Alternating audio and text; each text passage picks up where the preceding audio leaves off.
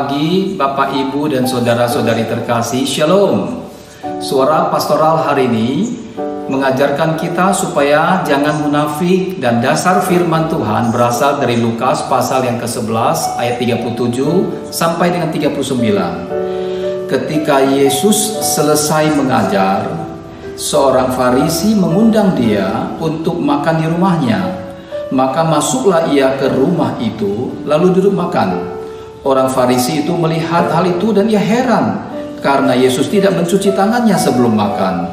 Tetapi Tuhan berkata kepadanya, "Kamu orang-orang Farisi, kamu membersihkan bagian luar dari cawan dan pinggan, tetapi bagian dalamnya penuh rampasan dan kejahatan." Saudaraku, sejak kecil kita sudah diajar mencuci tangan sebelum makan supaya higienis. Lebih-lebih sekarang ini di masa pandemi COVID-19, kita dinasihatkan untuk sering-sering mencuci tangan. Tetapi bukan masalah kesehatan yang dipikirkan orang Farisi ketika mereka heran melihat Yesus tidak mencuci tangan sebelum makan. Yang ada dalam benak mereka adalah ritual cuci tangan yang tidak dilakukan oleh Yesus. Pertentangan sengit antara Yesus dan orang Farisi serta para ahli Taurat tidak lagi dapat dihindari. Tindakan Yesus bahkan dianggap sebagai pelanggaran simbol moral.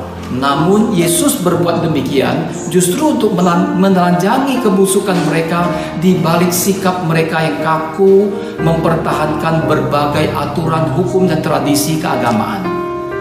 Saudaraku, hukum, aturan, tradisi itu sendiri sebenarnya tidak salah, karena itu tetap diperlukan.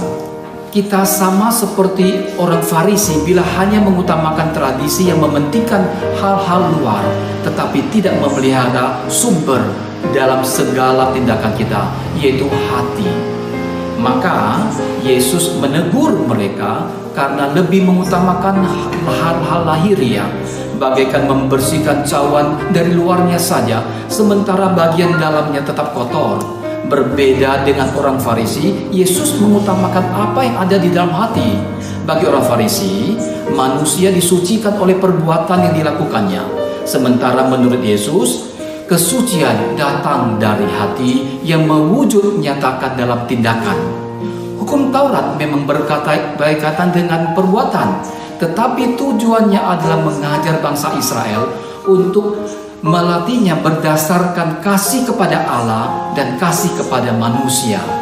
Maka taat pada Taurat bukan semata-mata pada aturan, tapi taat kepada Allah.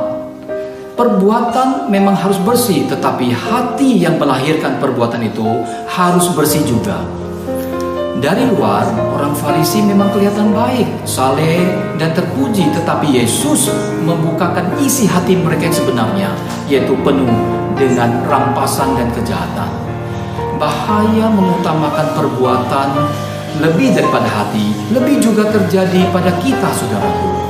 Keinginan untuk dipandang sebagai orang baik bisa saja membuat kita menjaga sikap sebaik mungkin di depan orang lain. Tetapi bagaimana bila tidak ada orang lain di sekitar kita?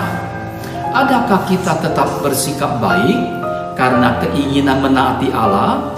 Yesus mengajar kita bahwa bila hati kita bersih, maka motivasi dan sikap kita pun akan murni. Perbuatan yang lahir pun akan bersih.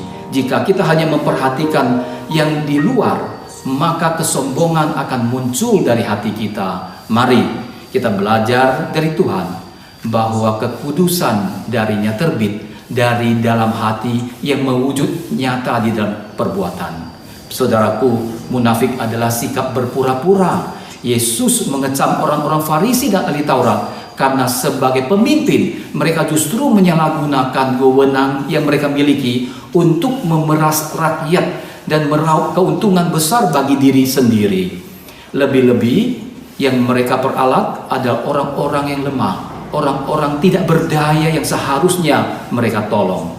Sebagai pengikut Kristus, kita diajak untuk menjauhkan diri dari sikap munafik, sikap berpura-pura.